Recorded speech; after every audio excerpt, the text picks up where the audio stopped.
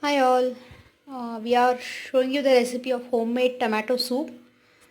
It's like preservative free and taste maker free. So the ingredients you require are boil 4 to 5 tomatoes with carrots. So I've taken serving for 3 people. So I've taken 6 tomatoes and 2 carrots. And you need butter, you need jeera powder, you need ginger garlic paste, you need black pepper powder and coriander powder. You need corn flour and you need salt. So I am not going to add water. What I have done is the water in which I have cooked the vegetables, like I have boiled the vegetables, I am taking the same water as soup water. Okay, you can call it a vegetable stock as well. So now let's start the process. We are going to start it off by grinding the tomatoes and the carrots into fine paste. I have added the ingredients to the mixer jar. So now let's grind it to fine paste. You can see now it has become into a paste form. So now I'm going to add some vegetable stock water and grind it till it becomes fine paste.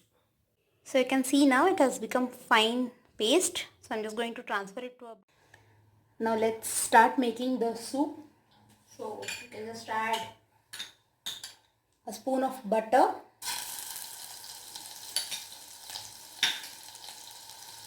To that you add around 1 tablespoon of jeera powder.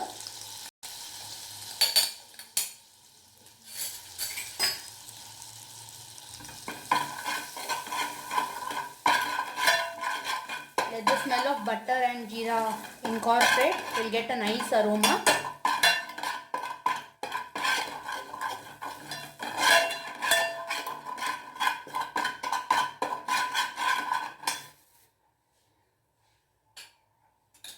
Once that's done, you can add half a spoon of ginger garlic paste.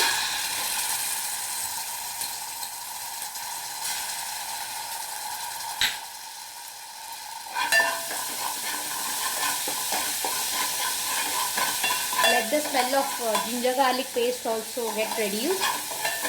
The raw smell should go off.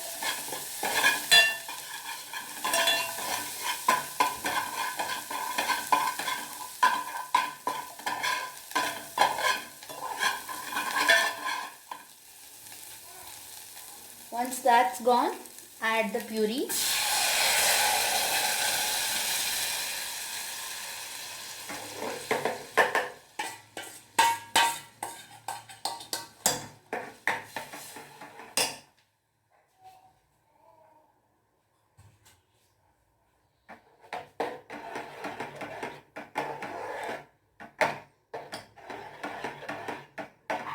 Just heat it for 5 minutes, or you can say 2 to 3 minutes on medium flame.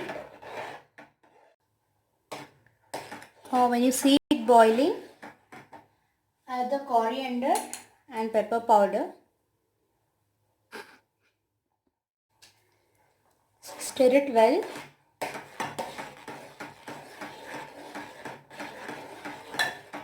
And now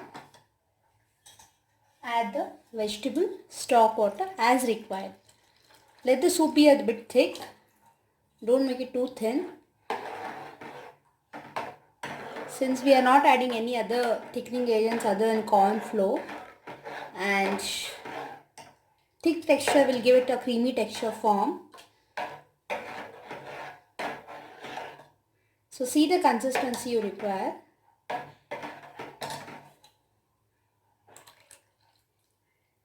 I'm just going to save a bit because I need to mix it with corn flour and add it again.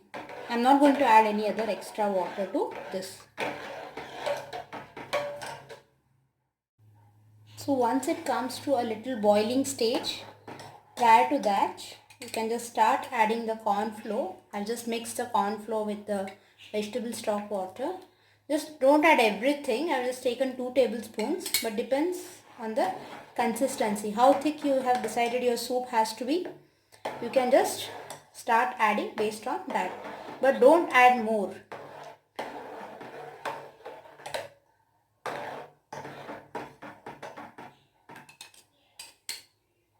I'm just going to add 2 more spoons of it. So this is quite sufficient. So you can just keep this remaining water in refrigerator. You can freeze it and use it within 2 days. You can use it for any other soups as well. I'm just going to mix it. Once you see it's boiling, add salt as per taste. I'm just going to add around 1 tablespoon of salt, and if required I will add it later. So once it comes to boiling, you can see the cream of tomato formed at top. So your cream of tomato soup is ready for serving. For soup garnishing, I've just taken few rusk here, or you can just take some bites. Just apply some butter on it and just toss it in a kadai. You need not fry it or roast it. Just toss it a bit. I've taken rusk so it's hard. So no need to toss it more. I'm just making it for some few seconds till the rusk become hot. I have transferred the steaming hot soup in a bowl now, so I'm going to garnish it with some heated rusk. And you can even use butter or milk cream to garnish it.